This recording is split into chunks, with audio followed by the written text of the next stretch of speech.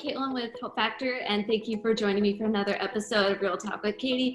I'm here with my good friends Ajay and Sarah, and I'm so excited to have you both join me today, and I just want to jump right in and get started. So the question I wanted to ask both of you is, what does it mean for you to have your identity in Christ?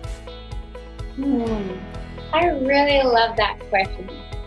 Because originally, like in my life, I really struggled a lot with finding my identity in Christ.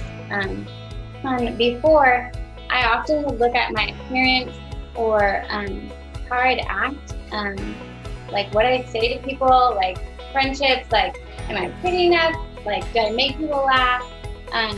Like, oftentimes I think I'm so quiet that or I'm awkward. But I had to realize that was my thinking on that was a lot focused on myself. And I realized that Christ had when I accepted Christ into my life, he had given me his identity, and that it doesn't matter how I look or how I act, because what I do is just supposed to glorify him in all that I do. And that I had to realize that should be the most important thing to me. And it's not easy. It's a daily reminder. I have to remind myself because we're battling against sin constantly. But yeah, I really finding my identity in Christ is something I've really struggled with. But thanks for asking that. Yeah, and I'm just going to tell you ahead of time. Every single one of us has been weird at some point or another, so no worries about that. Yeah. Okay. For me, as I was thinking about my answer to this question, I realized something that I really struggled with for most of my teen years was rooting my identity in my performance. I would write things or do things, whether it's like playing the piano or making a card for someone, and I would be so critical about whatever I did and judge myself so harshly. And if I didn't feel like it was perfect, then I wouldn't show it or give it to anyone, because it made me feel so insecure if I couldn't do things perfectly.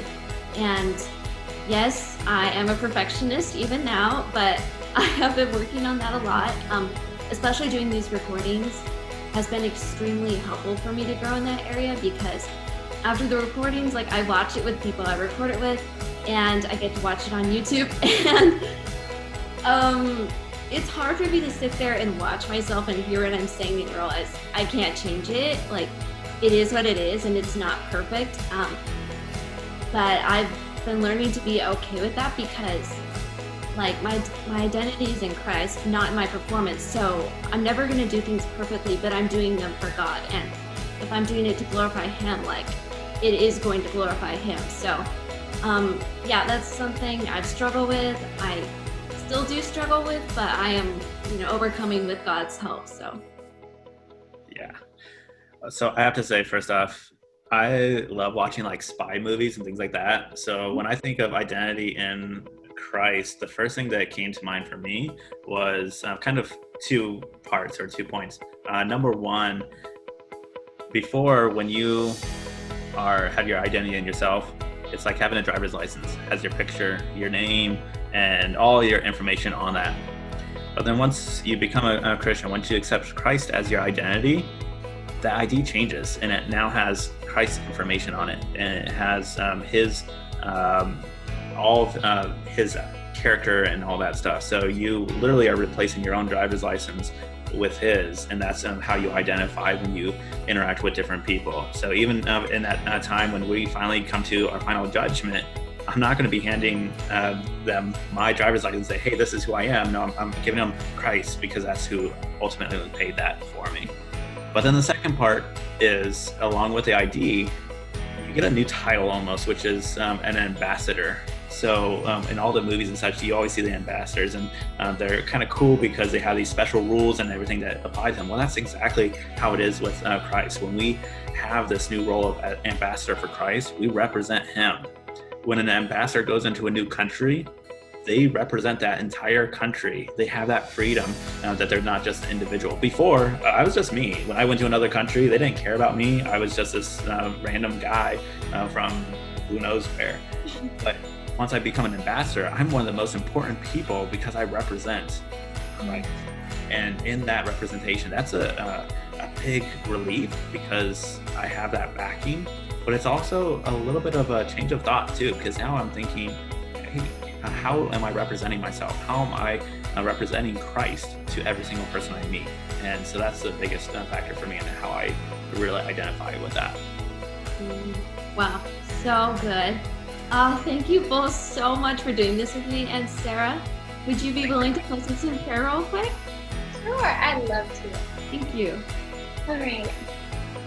Dear Heavenly Father, Lord, I just thank you so much for this time that we've gotten to talk about our identity in you.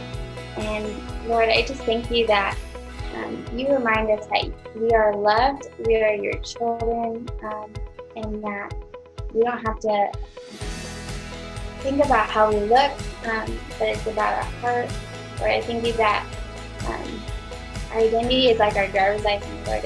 It's our proof, Lord. And I just thank you for this time together, and I pray that you would be glorified in our actions. In your name I pray. Amen. Amen. Okay, guys, thank you so much for watching, and we'll see you guys next time for another episode of Real Talk with Catie. Bye, guys. Bye. Hey,